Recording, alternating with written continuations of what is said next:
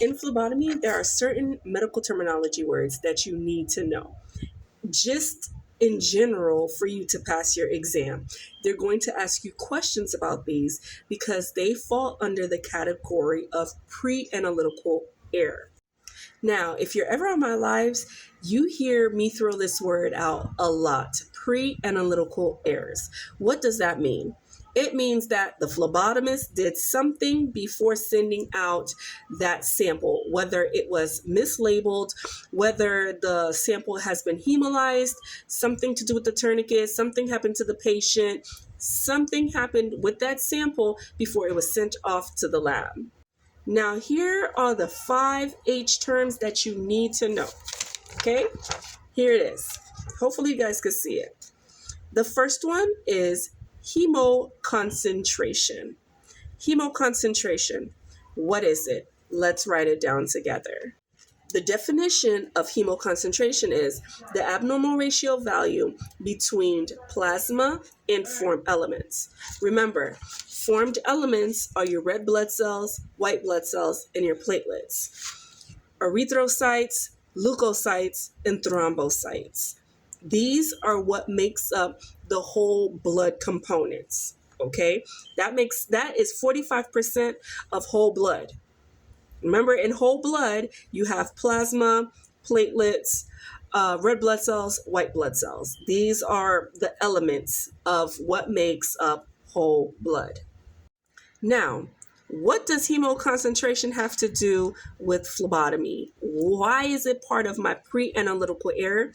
It has everything to do with your tourniquet, okay? So whenever they ask you a question, how can you prevent hemoconcentration? The first thing that they're going to go to is the tourniquet being on way too long.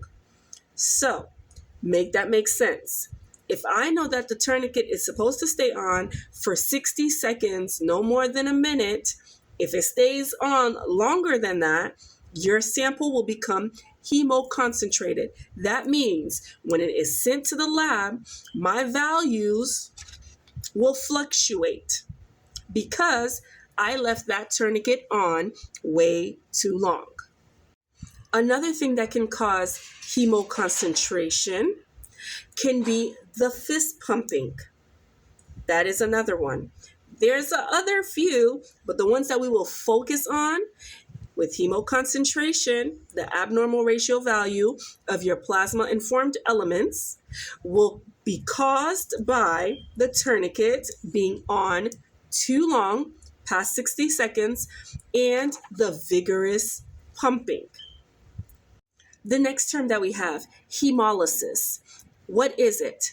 Destruction of the red blood cells, so destruction of erythrocytes. Okay, how is it caused? Again, this is a pre-analytical error. That means something happened to the sample before it was sent out to the lab. So how is it caused? You know that you are supposed to invert your sample like this, right?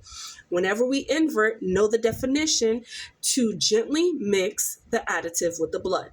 Gently mix. So when you do this, that will cause the red blood cells to burst. So how will I know that my sample is hemolyzed? After I spin it down, it'll give me this color. It will be like a tinge red or an orange color. Okay, that means that's an indication that my specimen is hemolyzed. Now, you have your SST tubes. We know that an SST tube is supposed to sit to clot for at least 15 to 30 minutes. We're going to go with 30 minutes. If I don't let it sit for that long to truly clot and I spin it down before time, my specimen could become hemolyzed. All right. Now, there's other ways for your specimen to be hemolyzed, but I'm just giving you the key pointers to look out for on your exam. Our next term is hematoma. Hematoma, what is it? A collection of blood underneath the skin. So what our eyes can see is swelling on top of our skin that is with bruising of black and bluish. That is what hematoma is. It's a collection of blood that is happening underneath the skin. How can I prevent it? There's a lot of ways to prevent a hematoma, but if it happens, it's common. It's common with a venipuncture. So one way to prevent it, not putting in the needle all the way through so that it goes through the vein, okay? Another one that can prevent a hematoma is by, using the correct needle gauge. That's why I always tell my students, whenever you're looking at the vein, make sure you choose the proper needle to go right along with it. If it's a healthy vein, we're going to use our 21 gauge straight needle.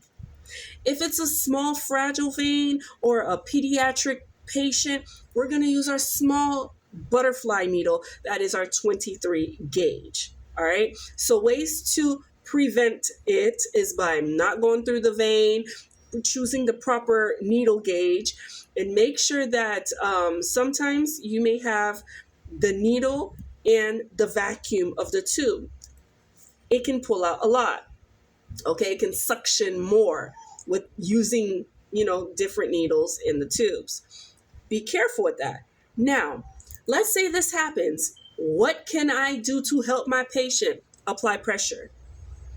Always apply pressure. Your patient has a hematoma, you apply pressure. If your patient has been bleeding for more than 5 minutes, like you've been applying pressure, okay, and you're standing there and it's still not stopping, you need to let the provider or the nurse know.